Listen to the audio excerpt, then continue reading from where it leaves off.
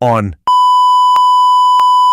M.E.G teams distributed audio recorders in several areas of Level 9, with a range of 300 meters to detect and record the sound of the Strider for the first time.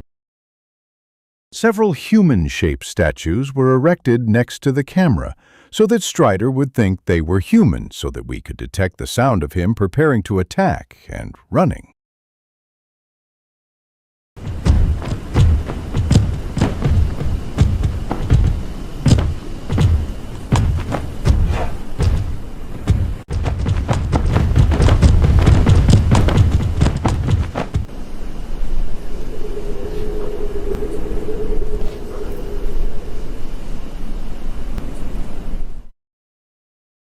This information from the records has helped research develop and understand the characteristics of the Strider, such as its average weight and how it interacts with humans. Average weight, 220 kilograms.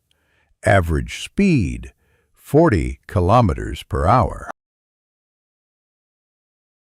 It also helped in understanding how to set up headquarters within this level so that they could set traps for these entities in various ways, depending on their dealings with the details, and people to study and examine them more, dissect them, and delve deeper into the details of this entity without any harm.